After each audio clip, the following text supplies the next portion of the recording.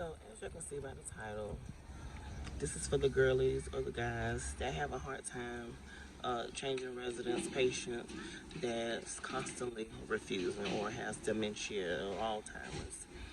These are just some tips of what you could do to cover yourself, basically.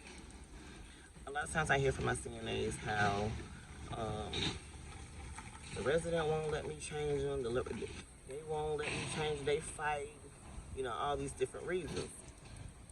I always tell them two things. One, get your nurse and see if your nurse can convince the resident to get changed. Two, tell your nurse so he or she can document.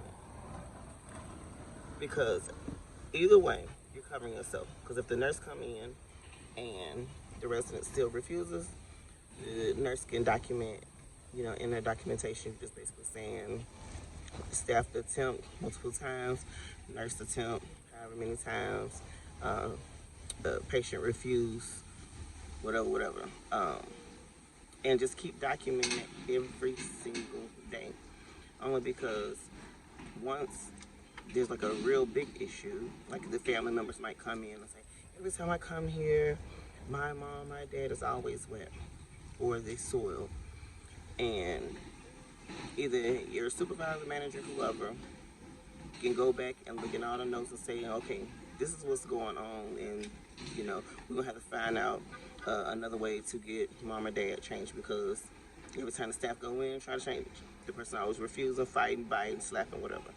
So that's one way to cover yourself. Um, Actually, that's the main two ways of covering yourself. Telling your nurse. Now, if your nurse doesn't document the fact that you keep coming in on telling them that the patient don't want to get changed, then you might need to report that nurse for real, because I know a few nurses that's like that. They're not documenting. Every time I see them, they tell them different stuff that's going on the floor, and it just kind of like go through one ear and out the other, and so now the patient is the one that's being neglected because they're not getting the proper services that they need from us as healthcare workers.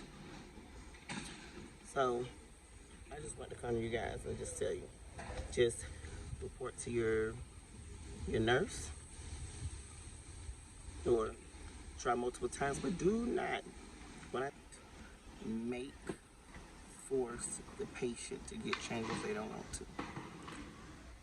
The reason why I say that can be, it could be for legal reasons. You have to remember that the patients still have their rights. They have the right to refuse. So if they refuse, like I said, tell your nurse. Do not force and do not make her, because at that point, somebody might call it abuse. You don't want to get your certificate or your license taken away because you forced somebody to do something they didn't want to. Because think about it like this. If the shoe was on the other foot and somebody was making you do something that you didn't want to do, wouldn't it be a problem? Won't you fight, slap, bite somebody? Like, think about it. Put yourself in that patient's shoes. Stop doing stuff that they don't want you to do. You're making your job harder. Report to the nurse. The nurse is supposed to document in their notes, put on their 24-hour report, and let the oncoming nurse know, so it won't be no issues between the two shifts. Because, say for instance, this happened on night shift where a resident won't let them change. The resident won't let the staff change them. Once they report it to me on overnight, I'll tell the morning nurse.